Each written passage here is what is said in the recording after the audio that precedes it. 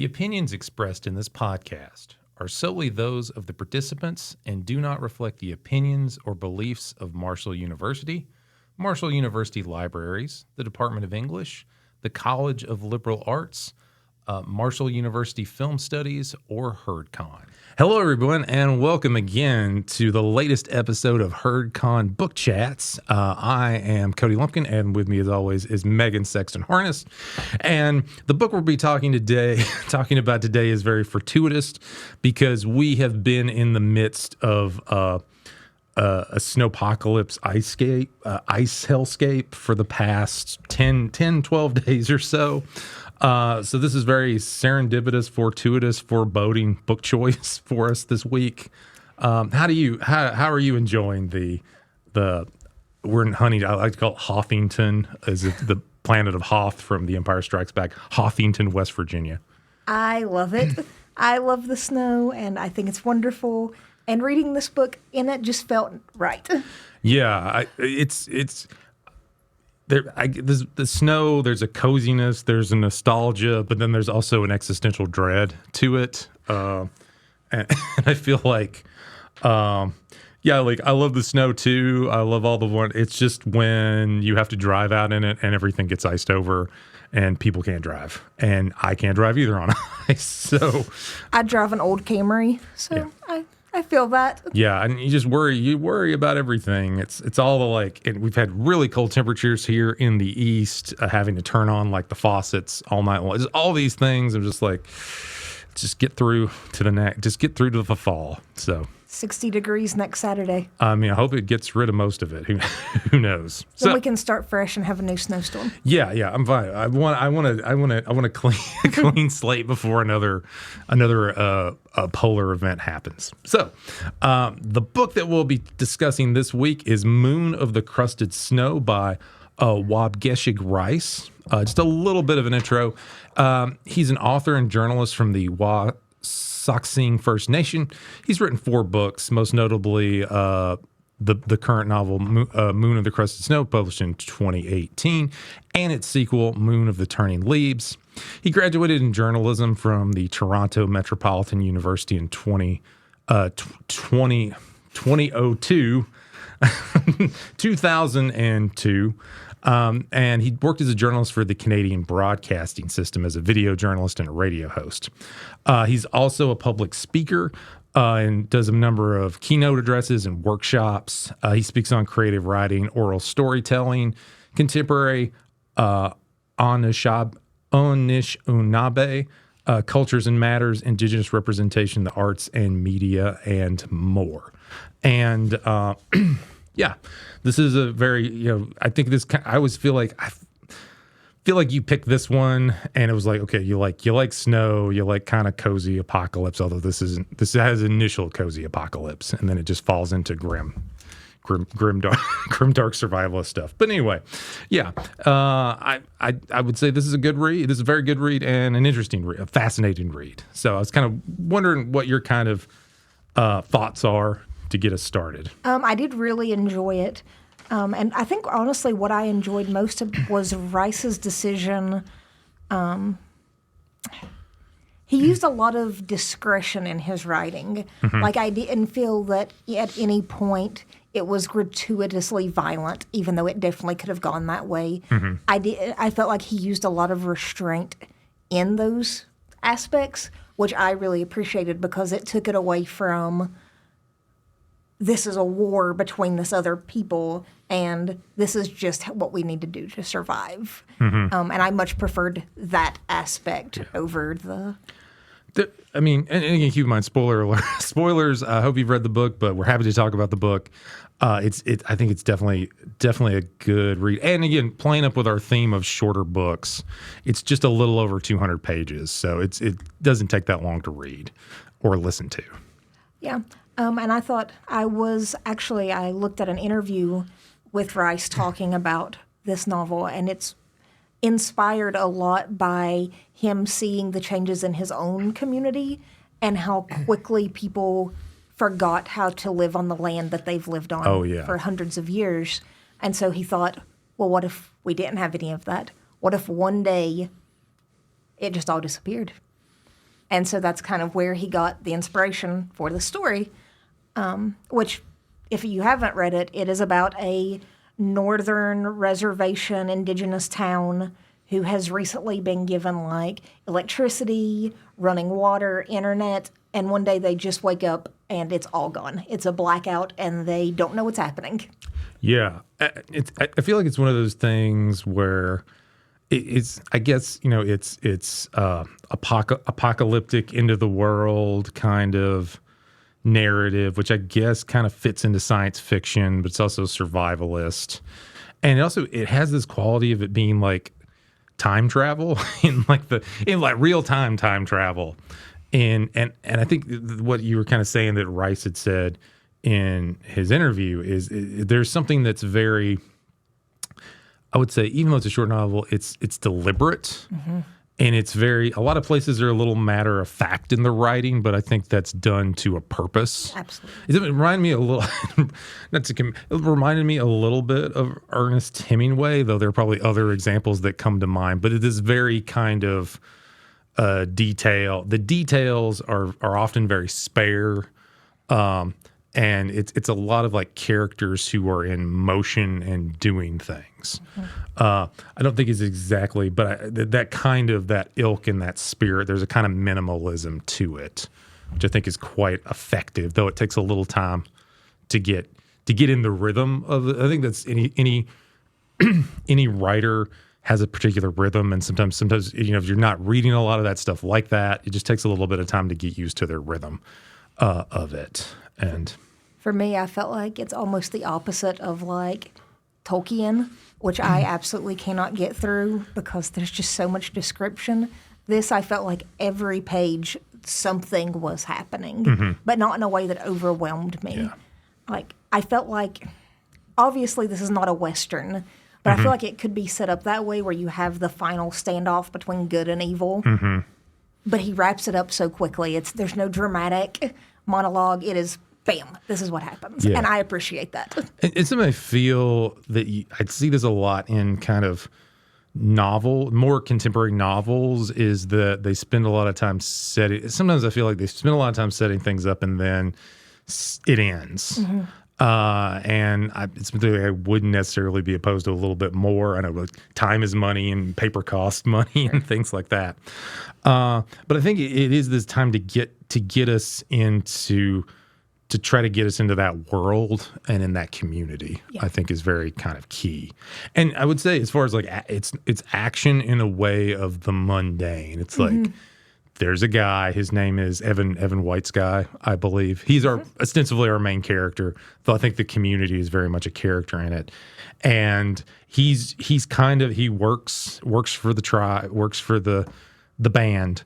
And he's just, like he's one of these, like he mows the lawn, he mows things in the summer, he plows in the winter. He's the handy person that fixes stuff up and makes sure everything's working, and it's a good job and it's a decent life. And I think what you see is like how tough, once things are taken away from you, how much of your life and energy is done to maintaining things to help make sure that you survive.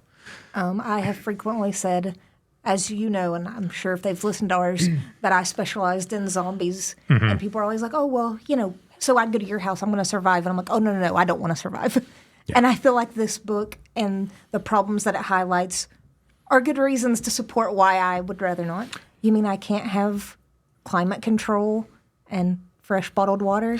I'm okay. I don't want to live that life. Yeah, it is, and it is this kind of.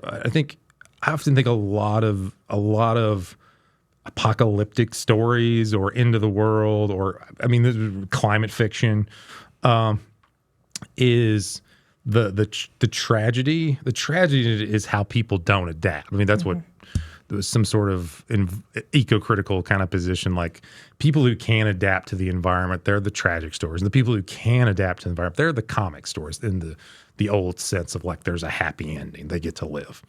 And I feel a lot, it is how we've evolved not to adapt and how slowly, and I think it makes it kind of comical in a way that this is an author who's being cruel to his characters and slowly taking away all the things that they've gotten used to and comfortable with. Like they're fun. And these little things that makes you think like there is a point when they have cell phones and everybody's like using their phones, and then cell service goes out and they could call people on the phone, but that goes out. And so they're resorted to literally going house to house to leave a message, or wake somebody up who's clearly upset because they're in deep sleep and stuff like this. And it's cold outside.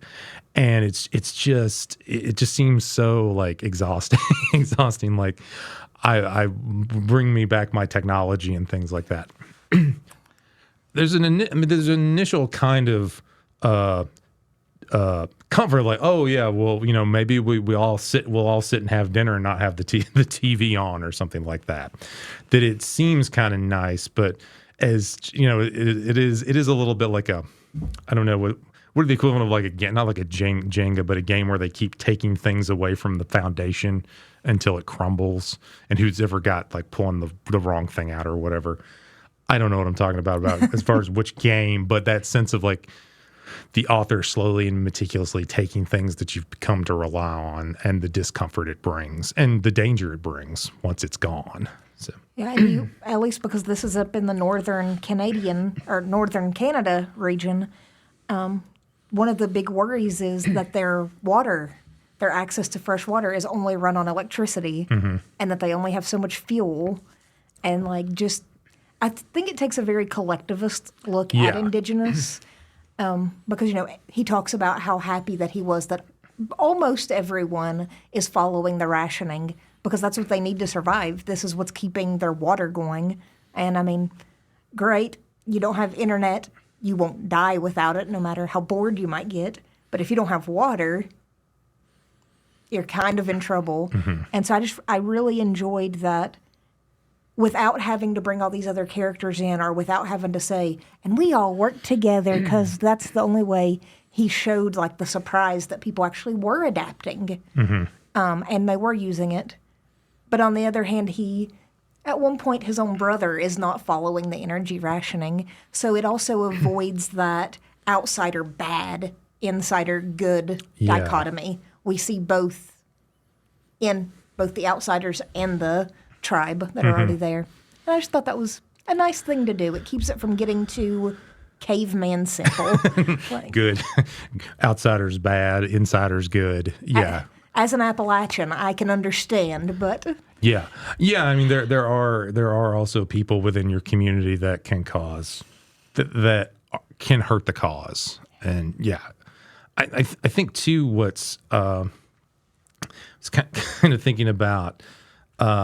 That was because the main character Evan, he kind of works for the chief's office. There's a chief, as I believe it was Terry, and Walter was kind of there's people that had been in charge, and also the sensitivity and it just there's a lot that feels like this is somebody maybe because of Rice's background in journalism that he's probably met with a lot of band leaders, tribal leaders, and knowing that everything is like, I'd say like the people it's sympathetic to the people in charge in that they always have tough decisions to make, and not everybody's going to like their decisions, and it's a kind of when the world ends or something is taken away from us that we value, that there's a kind of cascade effect where what becomes an annoyance becomes an increasing problem over time. For sure. I also like that in the middle of it, we get two characters who come from the city, and so we get a look at how the modern world is handling this versus the people who still remember some of the old ways and still do. The book begins with Evan killing a moose and talking about packing their freezers. And then later, when they realize that they don't think there's any more food deliveries coming, they break it up by who was able to hunt versus, like, they were taking care of the people who couldn't hunt. Yeah. Where in the city, we see that it's all falling apart, that there is not that idea of we're going to protect each other. which ultimately leads to our main antagonist coming because these boys left the city and were followed. Yeah. Yeah, I mean, it does. I think there's a kind of, and it's in between like a Stark apocalypse and what I think is like a cozy apocalypse. They do have books like that. One of the classic examples is Pat Frank's Alas Babylon, which takes place in Florida. And they just figure out how to live, and there's plenty of food, and they figure out all the every problem that comes up, they somehow magically solve it. So it is this kind of delightful kind of existence. And sorry. Go ahead. I was going to say, I am definitely a slice of life kind of person. Yeah. So I am so happy. There doesn't have to be a big bad or like a thing. You just telling me about you surviving this is so entertaining to me that I dreaded the parts that I knew in this book were coming with the outside, like, final confrontation. I was like, why? It's been so good just hearing them survive. Yeah, so this was 31 chapters, and there was an epilogue, so it was 32 chapters. I think I did the count of the chapters and the pages. The average length of a chapter here is about 7 to 8 pages, not counting the epilogue, so I'm sure my math is a little off there. Again, I'm a liberal arts student. But these are relatively short chapters, and I think that you're right about that kind of aspect of the slice of life. You have everyday, this is a story of like everyday things happening to these characters. And I think that is an appeal about it, is that it gets to the nuts and bolts of like, how does a community survive? How do they keep going? And, what are the choices that they have to make, and how people are because again, like, people are used to things, like they're used to like eating a certain amount of food and having a certain amount of power on, and how easily we all fall into discontent about those things. I also loved that it wasn't just going back all the way to like their ancestors' beliefs, but it was little things like, oh, we can't stream The Wiggles or whatever kids are watching these days. Yeah. Let's watch these old movies. So it wasn't just taking them all the way back to their roots. It was taking them back to just before the internet. Yeah. They had DVDs, and they had, there's an old, it's Patton Oswalt has this joke where you just go back in time 10 years to your old self and tell you how crazy technology's changed and everything. And it is always kind of astounding, like, how much of your life is like consumed by something that didn't exist, 10, 15, 20 years ago. So smartphones are a fairly recent invention, and yet they take up so much of our lives. I've been trying to cut down on my screen time, and I'm having a hard time remembering what I did before screen time. Yeah. There's articles like, what did people do? What did people do when they waited in line, or when they waited at the airport? What were they doing? Some of them were reading the newspaper, reading a book, but what were they actually doing when they didn't have a phone to stimulate them or let them have information or something like that? It's amazing. And so it's like how, like, in some ways we're like really adaptable. Like, we can change, we can rewire our brains to get used to these things. But when those things get taken away, that's where the adjustment comes in at. Yeah. But I think he makes it very clear, Evan, that there's only one person left in this village that's actually fluent in their native language. Yes, the character of Eileen, she was in her 80s. And then, like, just how important it is to have those conversations, because we really will, if we're not having those conversations, we are losing links to history. I mean, how many lost languages and lost cultures are out there because the people in those societies just decided or didn't have the opportunity. Yeah. I think especially in indigenous culture didn't have the opportunity to learn their languages. I think in here it even talks about how up until very recently it was illegal to speak their language. Yeah. This is a Canadian book, and so there's a lot of talk of the boarding schools. That was a thing. And again, this also happened in America. I believe the last Indian boarding school was closed in the 90s in Canada. like 95, 96. Like some of you who may be watching this in whatever future might have been alive during that have existed at that point. And yeah, they were, in one sense, they were like this idea in the American of like kill the Indian to save the person and things like this. So it was this idea of like they're in their communities, they're going to continue to be in their communities, and we're going to put them and kind of assimilate them into. And so they'll take them away. They won't let them they won't teach them their language, and not in the sense of like they're not really preparing them for the future. They're just kind of stomping out the past. And the Eileen character is the one that is again fluent. It was trying to teach things to people, trying to teach things about medicine and herbs to Evan's wife Nicole. And I think it's very, very key, like the names of the characters of our main characters, like Evan and Nicole, their generation, their father, Dan, Terry, Walter, and then their children are more native names. So I think it's like there was this gap, and then they're trying to restore it in some fashion. How do we make sure it goes on? And that loss of that one, she was quite elderly, she was quite frail, but she was obviously a respected member of the community, but her loss is just huge in the book. Yes, and I feel like it gets such little page time, but it also doesn't. Like I was saying with his restraint before, he doesn't need to write paragraphs and paragraphs about what her death means. Mm-hmm. He had already set it up through those casual conversations that when we got to her death, she didn't need an elegy. Yeah. We felt her loss with Evan. Yeah. I think this is particularly good because she's a character that they have a community meeting. It's about what's going on here. Why doesn't anything work anymore?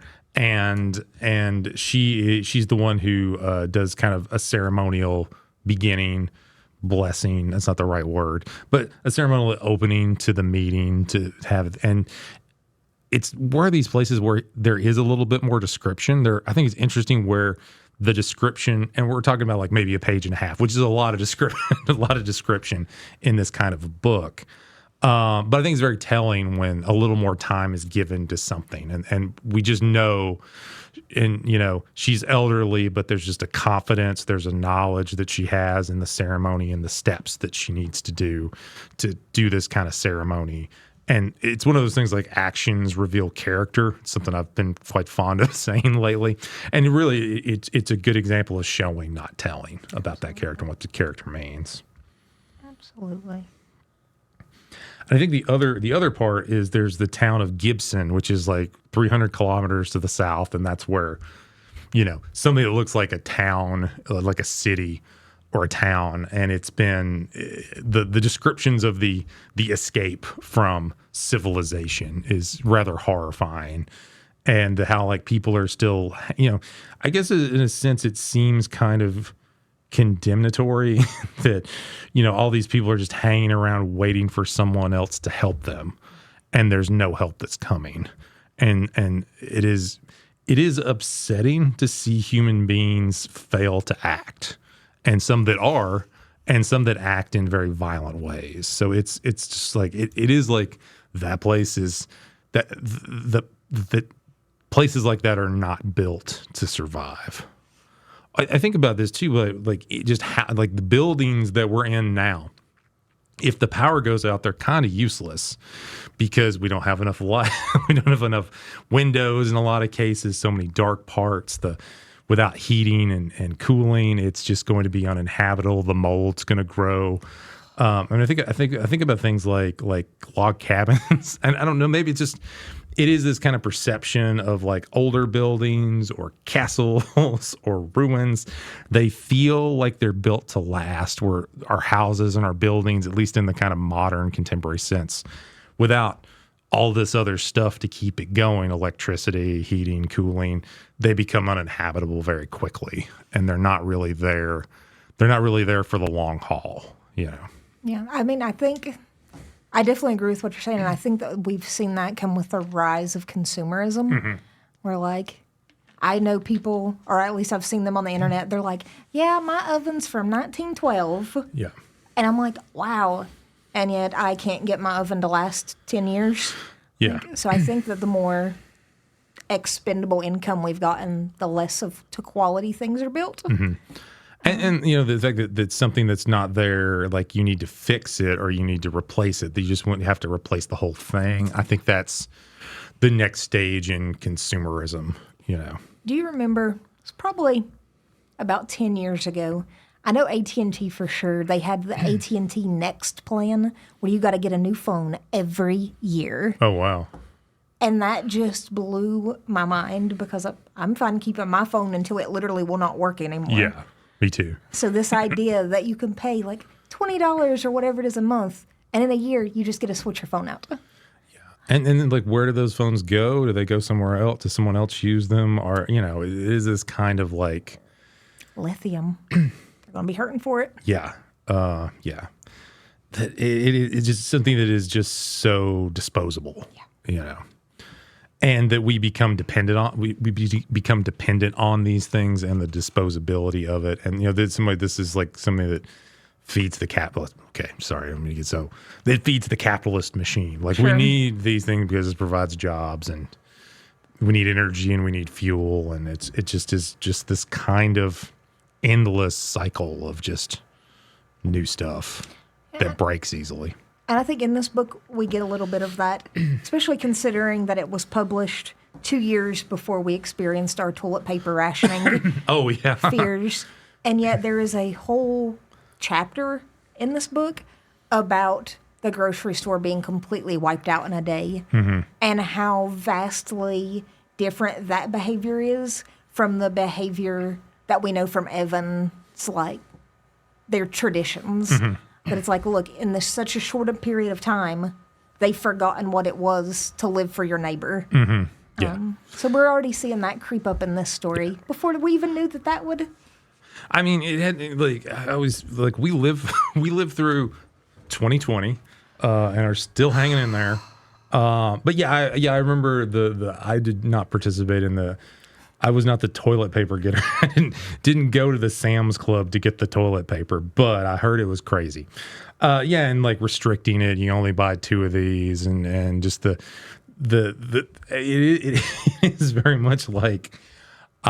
Literally, people want to cover their butts for as long as possible, and you know, there's no concept of like maybe you should have a few less sheets, and yeah, it's hoarder mentality, and it's hoarder mentality, and you know we're all susceptible to it. Is that it's all that short term thinking, and I'm taking care of myself, but at what point you taking care of yourself stops others from being able to get the basic needs that they have. Yeah. I think one thing was when they were trying to allocate food, all the people that were hunting and gathering and had a lot of food, and they resent the people that didn't prepare for the winter that they weren't expecting.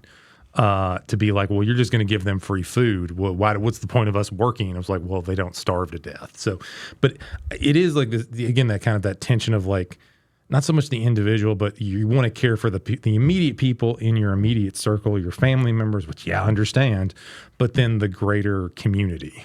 It's a real kind of, and again, it is this very kind of matter of fact way that feels almost like it's like a trauma response where it is just very straightforward and matter of fact. I keep saying that word, and I think it is a prose style that is pedestrian in a way that it comes across as profound because of having to deal with that, and obviously the traumas that this community, these people, the Anishinaabe have endured historically. And it's one of the things when they speak with Eileen, and she's like, it's the end of the world. It's like, well, we've had a couple of those. Very, very Native American humor, Native indigenous humor. Well, we've had a couple of those already. You know, we got kicked out. We moved up here, and then they took our children away, and now they've taken our cell phone service away, and things are bad. So I think it is kind of, I guess the idea is like the community is capable of handling themselves. They have the ability, but again, conflict, tragedy, stuff happens badly. Bad things happen because not everybody is adapted to that kind of communitarian thinking. And I mean, I think this book shows, like you said, with the hunters who were mad that we prepared, why should we go without? Yeah. Really shows that even if you were raised in that kind of tradition, that kind of thought process, not everyone still was going to follow it. Yeah. And I think it's the same thing with like any sort of thing, like even if it's something like a community or a family value, it's like not every member of that family is going to want to, they don't want to run the restaurant that's been in the family for 6 generations or something like that. And so I understand that, but when bad things happen, it is kind of like, it's very Boy Scout, always be prepared. Like you should probably have these not skill sets just in case that's what it feels like. There is a brother in it who doesn't seem very well suited to survive in a blizzard apocalypse of some sort. He likes, smoking marijuana, nothing wrong with that, and plays video games. And these are skills when there's no power, doesn't necessarily help your own survival or the community's survival. Or food rationing. Yeah, yeah. I also thought it was interesting that Evan talks about how alcohol is made illegal and has been forever in here, but it's no secret that everybody drinks occasionally. Well, maybe not everybody, but most people, people in power, regular people, sip it occasionally. And then we see that roll out of hand in this book. Yeah. Where I drink occasionally, so I'm not making any moral grandstanding, but in the theme of the book, it's like, well, look, we let this small thing pass. Yeah. And now it's helped contribute to this much bigger problem we're having. I mean, I think too, it is about like moderation, and it is about like, there's the sense of like it going like completely, what is the word, abstinent from alcohol. Is that the right word? And I think it's something that you can see in different indigenous peoples and their communities. Like, are we being so restrictive? I mean, historically, that has been something that outside oppressors, Europeans had used to manipulate and divide and conquer with a lot of native peoples. But there is a sense of like, can you be responsible about it? Can you do it? Can it be an occasional thing, even if it is forbidden?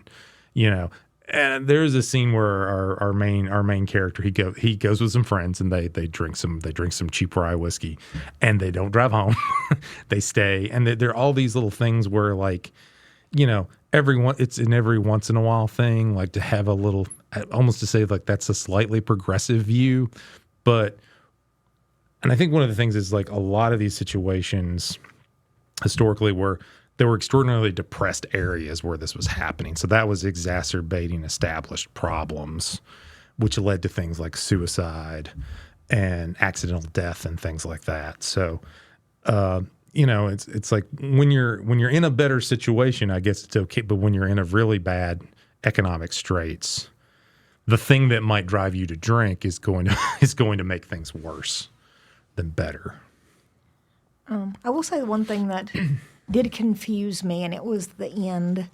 Spoiler, when Evan gets shot. And then we got to the epilogue, and when Nicole says, we're going to go meet your daddy, I was like, are they going to, like, group suicide? Because I thought for sure Evan was dead. Because, like, throughout the whole book, we've talked about, like, how the nurse that comes up wasn't there right now. So who would be there to save him from being shot? So I just thought it was a jump for me to imagine that he would have survived that into the sequel that I know he does, I guess. Yeah. With everything that we had set up previously. Like how would you survive a gunshot, 3 or 4 gunshot wounds? Yeah, but it clearly you've read ahead or know that he's still hanging around. Well, I looked at the sequel, and it says that he is the main character of the sequel, too. So, yeah, I mean, there's a sequel. He survived. Well, it depends on where he got shot and how much blood he lost. Infection. Yeah, he handled infection. Well, I think, too, his wife is learning some of the medicinal things from Eileen, so maybe that came in. We can hope. But yeah, that was like literally one of my only hang-ups was when I got there, and then I found out that he was still alive in the sequel, and I was just like, how? Like, well, yeah. Interesting. I hope that the sequel maybe fills in a little bit of what happens. Well, so it reminds me of like the Nene Bush, the Nene Bush story, and it's the folk legend of the Nene Bush or Nene Bush. And sorry if I'm mispronouncing that, but he's like been lazy and he didn't do any preparation, and he finds a bunch of geese, kills the geese, sets them on fire. He tells his butt to wake my, I don't know, for whatever reason, he's like, my bum will wake me up when the first geese is cooked. And then he just creates a big fire, and he loses all his food, and he burns his butt in the process. He wants to punish his butt. So this is like folklore kind of thinking here. So he's going to punish his butt, which he sets his butt on fire, and he's rubbing against the rocks. And that's where we have moss and lichen and things like that. So, I mean, it is a nice little illustrative example of like, hey, don't be a hoarder. Don't kill more than you need. So, Once again, that very short-sighted. If I kill all the geese now, they won't be here to reproduce, and I will never get to eat geese again. Yeah, I mean, you figure human beings would learn this little lesson, but we seem to be. I think too about like places like, hunting for moose is a big thing to hunt there, and I believe at one point they're actually shooting. There's a scene where they're shooting a moose in the wintertime, and it's a little like they just all hang out in the woods together. They're easy pick. That just doesn't seem like fair sport for us. So we don't do it in the winter unless we have to. But yeah, it is that kind of hoarder mentality that I need to get it all. And I think that's something that we get associated. It's something that is part of a lot of the individuals in the community, some of the individuals in the community. But there is one character in particular who I guess is the antagonist of it, who shows up and really ramps up the hoarder aspects of it. So sort of we could talk a little bit about Mr. Justin Scott. And the cannibalism of it. Yeah, I mean, I'm glad I know about prions and kuru. Yes, I'm good. That's mad cow's disease. Is that's what, yes. Yeah, the prion disease. Terrifying. Nothing you can do to cure it. You just die. Yeah. And does it matter if I look at it, this is just an intellectual question. Does it matter can you cook human flesh to the point where it will kill that? Not if it is infected human flesh, because it's not something you kill. Okay. It is a protein. It's a protein that is unraveled, and it spreads its unraveling. So there's no cooking. If you cooked it, it would be ash. Yeah. Before you got rid of the prion. Okay, that is good. Not that I'm going to commit any sort of cannibalism. That's not. I read The Road. I was like, no, I'm not going to do that.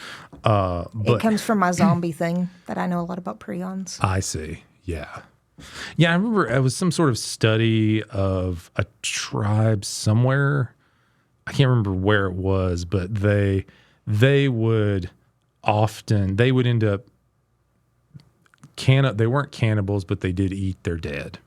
It wasn't their primary diet. It was a respectful. Yeah, it was like a ceremonial thing, and what they found out was that the guys would eat the meat.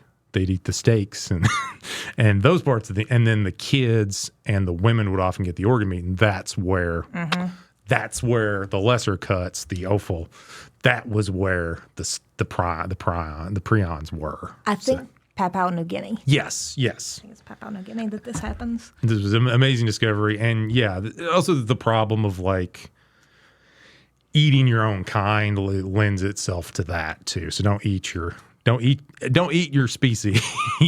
Diversify if you're going to eat meat, eat a variety of species. Don't eat your own species. I would be interested in knowing if that's where like Wendigo and Skinwalker legends came from, or these, because I mean they come from hunters who were lost in the woods and turned to cannibalism to not starve. So I wonder if when they got back, I don't know. I just think it'd be interesting. Yeah, I mean, it definitely is. I mean, cannibal. It's a taboo. Like we shouldn't eat people. We shouldn't eat each other. There should be respect for the dead, and there's something that obviously there is a good scientific reason not to dabble in using your fellow human being as a protein source. I watched a breakdown. I cannot remember what sport it was, but the plane crash that crashed into the Andes, I think in the 80s. Yeah, and how like most of them were Catholic, and the Pope had to like come out and give a statement that they did not commit a crime when they ate the dead bodies of their loved ones to survive. So that just showed that like in multiple cultures, this is like horrifying to do. That was the Alive. That was the book Alive, and the film was that the one that was based. I know there might have been a couple of in the Andes. This was a YouTube documentary that I watched. I know even when that stuff like that happens, they always try to make the people who have to resort to eating human flesh, they always try to make sure that you don't eat a family member or somebody that you're related to. And this is impossible situations. So, and I also wonder if within Moon of Crusted Snow, if that's what made it easier for Scott and his, because they didn't know these people. Yeah. But also he's an animal anyway, so like. Yeah, he is pretty much, he's pretty much described as like, I mean, he's kind of like a buzzard. He's this, he's the white invader. And admittedly, to everyone's credit, they are extraordinarily suspicious of this dude when he shows up. She shows up on a fancy snowmobile. He's got all the weapons, and he's like bald. Like really bald, like balder than I am, and he's like a buzzard's head. This kind of, and he's all covered, and he's just like, he just puts off creepy vibes right off the bat, and I think by this point, like, yeah, he seems a little suspicious, and he's such. I mean, it is the idea of the colonizer, the conqueror. The conqueror, he does so much divide and conquer right off. He actually gets, there's break off groups that kind of, they see the compromises that the tribal leaders have to make just to like, hey, here's some canned ham, here's some corn, you get to live, you don't starve. And then he's somebody who like, I think it's also like every like politician that will tell you what you want to hear. And there's an appeal to that. And he is really good at that. And he's somebody that's there to break up the community. And he brings, like we were talking about earlier, alcohol. Yeah. And goes after the younger Evan's little brother. And so we see that once again playing that. I mean, it's a wonderful microcosm of how colonizers broke and used to like systematically and psychologically break down and break down communities to where they were more malleable for their purposes of, like economic exploitation and things like that. I mean, I do think it's funny when they're like, whenever the white people show up, it's like they're here for resource extraction, or they're from the government, or they're just somebody doing a study of some kind. That this is a community that very much feels like it is an indigenous community, and they're mostly like outsiders are very noticeable when they come into town. Or they're here to tell you about their Cherokee Queen ancestor. Oh, yeah. Anything else you'd like to talk about? I mean, I think this is one I really like this book. It is in a sense like very straightforward, and also like it falls into that kind of deceptively simple aspect where there's a lot more going on under the surface, and it comments on a lot of things about history and kind of the history of Native peoples, indigenous peoples, in a more, I think that's one of the important things is that we see Native peoples in Canada in a contemporary context, for lack of a better word. This is not of the Old West or of the past or, 300 years ago. This is something that is very much of the time, pre-COVID, but still showing that, current struggles that they're having. And then even despite Scott, I feel like it still avoids the idea that he's saying white people are bad. Like, I did not think that was at any point. It's more about what are we willing to give up when strangers come into our, which I thought was, it's one of the white women that save everybody in the end. Mm-hmm. Yeah. Might I just say how excited I was when I saw that he spelled her name the way I spell my name. I was so excited. Yeah. And I think there'd be a loss for words here. But I think it's a book that, it makes, it sees the ways in which their internal problems with the community and their outside problems, and these are all things that inform. And and I think ultimately it kind of comes down like, we need to be adaptable. Mm-hmm. We need to be in both worlds as much as possible. We have to they have to respect their past and keep the flame alive, so to speak, quite literally in the wintertime. We were forsaking our history before this man even came around. Mm-hmm. Kind of. And admittedly, he's not. I'm a very white-looking guy. I wouldn't trust. No. I completely understand. No, as soon as they described you're out him, of here, buddy. I was like, "Oh man, that's a Nazi." Yeah, that's a Nazi if I've ever heard one described. Yeah. He's not good people. So, I didn't want to. There was just a couple of things I wanted to make people aware of. If you're curious, there's a book called Canadian History for Dummies. It's part of the Dummy series. It was written by Will Ferguson, and it is a wonderful, I've read a good deal of it, and it is a wonderful book of Canadian history for us Americans that don't know much about Canadian history in the dummy style where it assumes you're a dummy. And it really, Canada is not America's hat.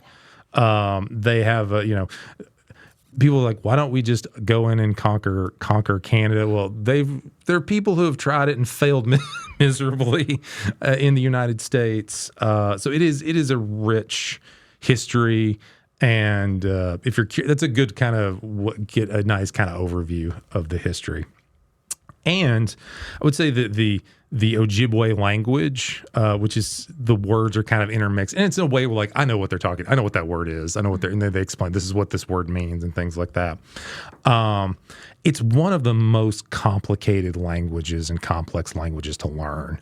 And I know the Ojibwe Nation. I know in the United States they're actively trying to teach people how to learn the language and things like that. And they actually.